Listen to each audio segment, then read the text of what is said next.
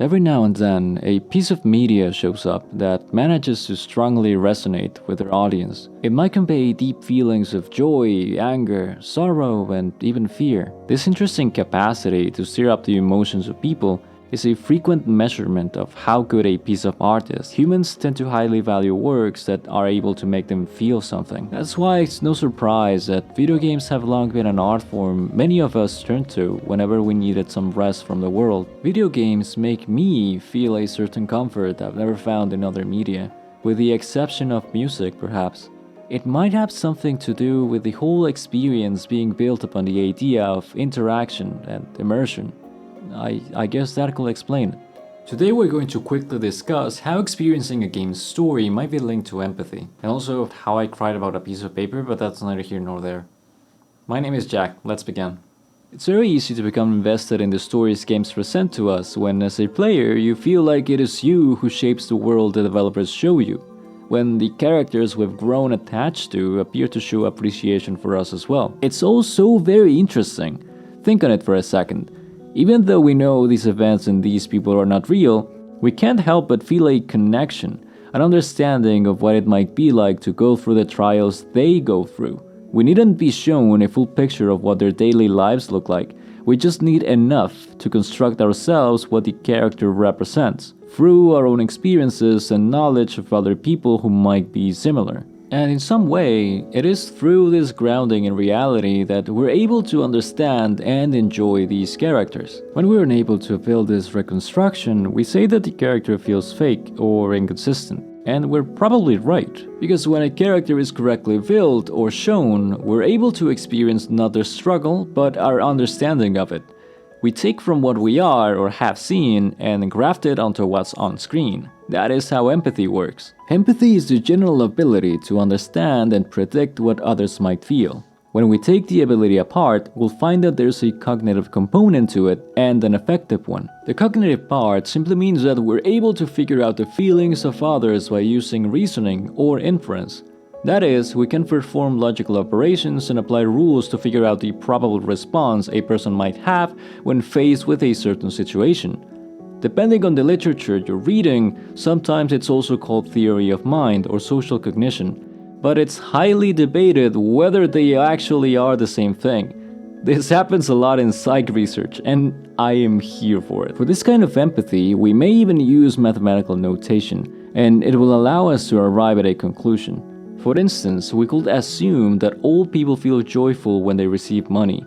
However, this might not be true for every case, such as when receiving insurance money as a result of losing a family member. The affective component is a little harder to explain, but much easier to understand. It's usually what people mean when simply saying empathy. The affective component of empathy refers to being able to feel what others are feeling, being able to experience the joy, anger, or sadness that people around us show. While it's also the result of information processing, it's done in a much more intuitive way, so most people tend to think of it as a different phenomenon altogether. There's technically also a third type, somatic empathy, for which an example will probably be much more illuminating. That cringe reaction we get when we see a person go through a painful experience is a clear empathic response. Now, these components come together to allow us a better understanding of the people inhabiting this world. It's likely to be an adaptation that helps us form harmonious societies.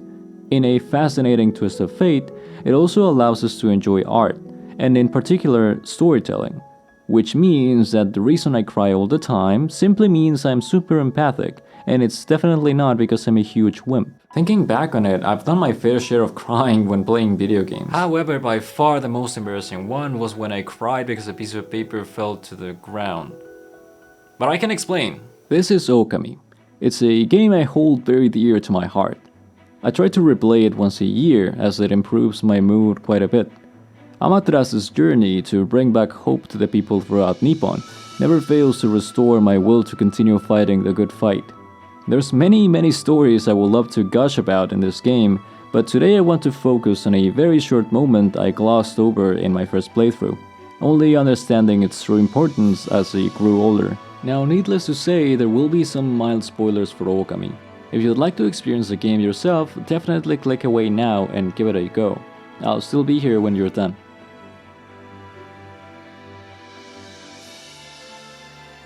All set? Cool. At a certain point in the story, Amaterasu and Isun infiltrate Oni Island, where the evil 8-headed snake Orochi resides. As you continue deeper and deeper into the demon's palace, you are eventually faced with Tobi. This scroll-like character is the gatekeeper of Oni Island.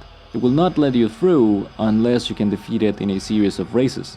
The races themselves are not especially difficult, what with them being required to progress through the story. But as you continue to win, the scroll starts showing excitement and appreciation for you. We'll talk about inanimate objects having free will and feelings another time, trust me. But for the time being, let's just take Tobi as a full-blown character.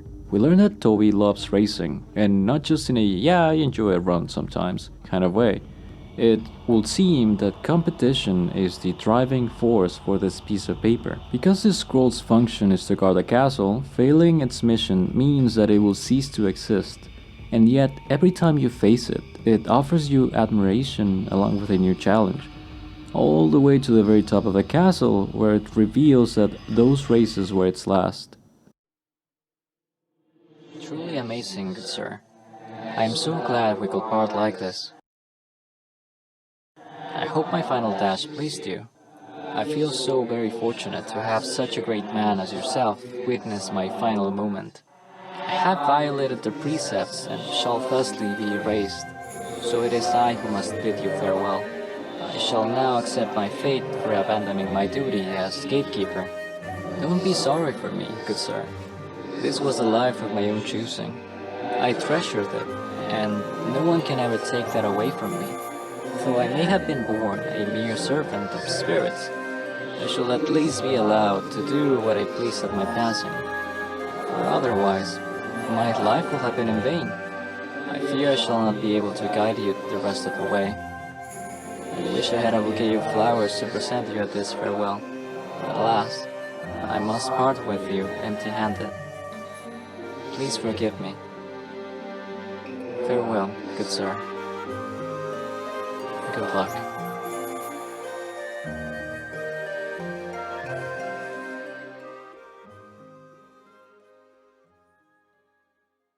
When my wife saw me crying on the couch to the silly scene, she stopped for a second and asked if everything was okay. I felt like the whole situation was too stupid to even mention, so I told her that it was. As I thought about it more and more, I came to realize that what I found overwhelming was the character's determination, how it was able to throw away everything for the sake of remaining faithful to itself. Not only that, but the great spirit of sportsmanship it showed, and the deep respect, the gratitude toward Ami and Isun. How it asks for forgiveness when it's unable to give you a parting gift, it's almost too much. Tobi was a charm that was created for the purpose of protecting Oni Island, and yet, by some odd twist of fate, it gained the ability to go beyond its established function, deciding it will live and die for its own sake. Much like the relationship between empathy and art, Tobi was able to find meaning to a life that was supposed to be meaningless. Thank you for watching. If you enjoyed the stuff I'm making, please consider sharing with your friends. It really helps out a ton. Also, if you have any stories about other inspiring moments in games, I would love to read them in the comment section. Now listen, I know the world is a little tough right now, but maybe we can find something to hold on to as well. I believe in you. See you soon.